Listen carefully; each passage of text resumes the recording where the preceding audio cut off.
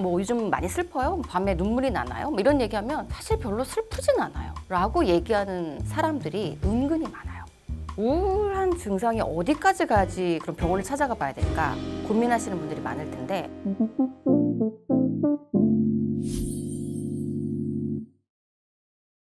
안녕하세요. 너와 나의 F코드 너나코.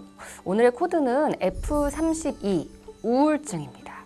최근에 화제가 된 영상이 있었는데요. 마크 맨슨이라는 작가가 한국에 오셔서 악담을 하고 가셨어요. 예, 한국은 세상에서 가장 우울한 나라다. 그러니까 나는 가장 우울한 나라를 여행했다. 저는 많이 공감합니다. 우리나라에서 우울증으로 진료받는 분들이 한 해에만 해도 100만 명이 넘는다고 합니다.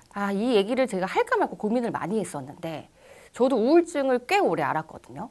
근데 하여튼 저는 지금은 나름대로는 잘 살고 있습니다. 나름대로는 건강하게 정신과 의사가 되어서 잘 살고 있고, 그래서 우울한 분들의 마음을 정말 누구보다도 잘 공감이 되는데, 뭐 당연히 뭐 우리가 밤마다 슬프고 눈물이 주룩주룩 나고 뭐 죽고 싶고 뭐 이 정도 되면 대부분 한 번쯤은 나 우울증 아니야? 라고 생각을 해보겠죠. 이 정도는 요즘 사람들이 많이 이해를 하는 것 같은데, 가면성 우울증이라고도 하죠. 가면을 쓴 것처럼 괜찮아 보이지만 사실 마음속에 우울증을 갖고 있는 사람이 굉장히 많아요. 나는 굉장히 잘 살고 있다고 하는 사람들 속에도 우울한 마음이 사실 자리 잡고 있었을 수 있는 얘기입니다. 사실 그때 저는 그 전부터도 우울증이 있었어요. 그러고 보니까. 근데 몰랐어요. 근데 어떻게 그럼 저는 병원에 가게 됐냐? 저는 이제 밤마다 고민을 막 갖고 누워서 생각을 해보면 어느 날 갑자기 이런 생각이 들더라고요. 그냥 아침에 눈을 안 떠도 괜찮지 않을까? 뭐 눈을 안 뜨면 죽을 텐데 그래도 별로 무섭지 않은데? 그리고 뭐 혹시 내가 차에 치인다고 해도 별로 무섭지 않을 것 같은데? 이런 생각이 어느 날 드는데, 저는 의과대 학생이었잖아요. 그래서 얘가 문제가 있다. 너는 문제가 있어. 너는 지금 우울증이야. 라고 생각해서 제가 병원에 찾아갔었습니다.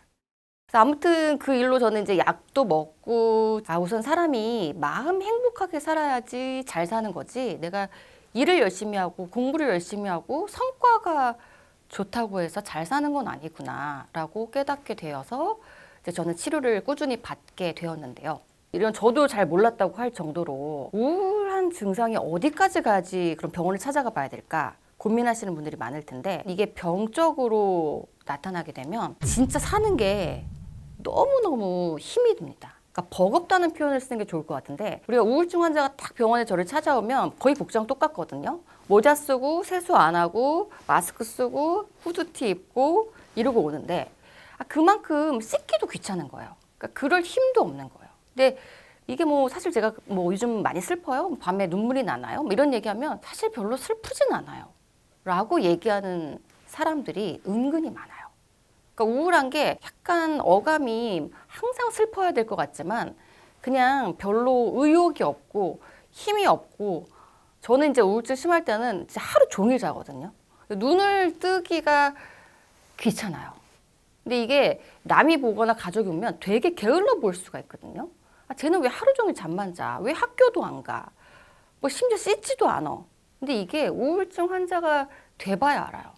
나도 좀 웬만하면 일어나 사고 싶은데 정말 눈을 뜰 기력이 없을 정도로 정말 너무 무기력해요. 이때 치료를 받으면 정말 좋아질 수 있는데 보통 사람들이 이걸 놓치고 제가 게을르다, 나태해졌다 이런 생각을 하고 놓치기도 합니다. 그래서 이런 것들이 우울증 증상일 수 있고, 집중이 안 되고 멍하고 들어도 기억이 안 나고 뭔가 이렇게 재밌는 거 하거나 나를 자극시키는 게 있으면 막 활기가 돌고 하고 싶고 막 이렇게 유쾌해져야 되는데 뭐 그러든지 말든지 뭐 정말 유명하고 내가 좋아하는 연예인이 날 찾아온다고 해도 뭐 그러든지 말든지 뭐 이 수준에 이를 정도로 어떤 쾌감에 대한 욕구가 없어지고요. 이 우울증 환자가 우울해질 때는 제대로 판단을 할 수가 없어요. 판단력이 좀 떨어져요. 그래서 중도 포기를 하고 싶어지고, 또 과격한 행동, 또 좀 이게 심해지만 과대한 어떤 피해의식 이런 것들을 갖기 쉽기 때문에 내가 우울증인 것 같으면 좀 쉴 필요가 있어요. 쉬고 그때 관둬도 되잖아요. 최대한. 내가 너무 비참한 것 같아서, 너무 뭐 핍박받는 것 같아서 힘들어서 관두는 것은 나중에 후회할 수가 있습니다. 아무튼 요는 우울증은 사람의 마음을 굉장히 위축시키고 또 판단을 이성적이지 않게 만들기 때문에 우울증인데 뭔가 결정하는 거는 위험하다. 이렇게 되는 이유는 뭐냐면요. 좀 생물학적으로 설명을 드리자면 결국 우울증이라는 것도 뇌가 병에 걸린 거잖아요. 근데 뇌가 어떤 상태가 되느냐. 뇌는 일을 하면 뇌세포에 이제 전기가 돌듯이 반짝반짝 세포가 일을 하는데 우울증이라는 병에 걸리면 희미하게 빛이 나는 수준에 머물거나 혹은 불이 거의 꺼지기도 하죠. 거의 뇌사 상태 뇌 활동도와 비슷해지기도 한다고 해요. 예. 눈만 뜨고 있고 그냥 이렇게 있지 머리는 죽어 있기 때문에 당연히 뭐 하고 싶지도 않고 뭐 해도 머리에 들어오지도 않고 그러니까 이건 병이라고 그래서 봐줘야 맞는 거죠. 참 이게 안타까운 게 뭐냐면 실제로 이게 우울증이라는 게 이렇게 별거 아니거나 혹은 누구나 걸릴 수 있는 병임에도 불구하고 아직까지도 사실 이게 커밍아웃하기가 쉽지가 않아요. 정말 열심히 살던 사람 혹은 밝은 사람도 우울증에 걸릴 수가 있거든요. 근데 아직까지도 이런 사회적인 편견이 좀 있고요. 주위에 그럼 내가 우울증이야 라고 말을 하면 사람들이 나를 왠지 좀 뭐 되게 어려워할 것 같고 야 너 우울증이라면서 뭐 쉬어 뭐 일도 하지 마 뭐 우울증이라면서 먼저 밥 먹어 막 계속 이러도 너무 과하잖아요. 네. 그럼 어떻게 해야 될까? 가장 좋은 방법은 물론 이제 치료를 받고 있다는 전제 하에서 이제 너 진짜 요즘 힘들구나 이런 것들을 말없이 진심으로 공감해 주는 거예요. 근데 여기 진짜 해서는 안 되는 말이 있는데 좀 친한 오빠가 야 고마해라 좀 이제 좀 고마 좀 해라 막 이렇게 얘기하는 오빠도 있거든요. 아니 나는 우울한데 우울하지 않다고 얘기하면 되게 짜증이 나요. 되게 화가 나고요. 너 우울하지만 다 그래. 좀 더 힘내봐. 아니 내가 힘이 없어서 우울증에 걸린 건데 힘을 내라니. 그럼 힘을 낼 수 있었으면 이미 냈겠죠. 그래서 이런 얘기는 정말 도움이 안 되고요. 차라리 말주변이 없는 주위 사람이라면 저는 아무 말도 하지 않는 걸 추천합니다. 차라리 그냥 웃으면서 이렇게 토닥토닥 한번 해주거나 뭐 잘 지내고 있지? 일상적인 대화 있잖아요. 이런 게 훨씬 낫고요. 조금 친한 사이다. 그러면 오히려 그냥 약간 무시하거나 방치한다는 것과는 좀 다른 표현인데 그냥 좀 가볍게 넘겨보는 게 더 나을 수도 있어요. 예컨대 야 너 어떡하면 좋니? 너 우울증이라면서 막 이런 것들을 하지 말고 이 사람이 우울증이 아니라고 부인하는 것도 안 되고요. 너 우울증인데 힘내. 힘이 없는 사람한테 힘내라고 하는 것도 안 되고요. 야 나랑 같이 가서 그냥 뭐 오늘 맛있게 밥이나 먹자. 내가 커피 하나 살게. 야 그럴 수 있어. 너 힘들잖아. 차라리 좀 쉬어.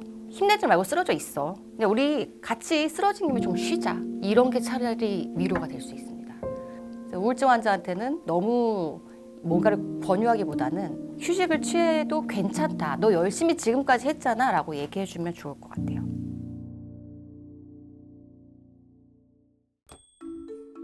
지금부터 Q&A를 좀 해보려고 하는데요. 생각보다 많은 질문을 주셨거든요. 우울증 꼭 병원에 가야 하나요? 정신과 의사는 우울증 걸리면 딴 병원 가나요? 회사에 가면 우울하고 집에 오면 괜찮은데 이것도 우울증인가요? 이직을 고려해보세요. 이 정도 되면 우울증 맞죠? 그냥 무조건 약을 먹어야 돼요. 치료를 받는 게 중요하다. 무조건 받아라. 안 받으면 손해. 탈모약 먹으면 우울증 온다던데 진짜인가? 이게 참 아이러니해요.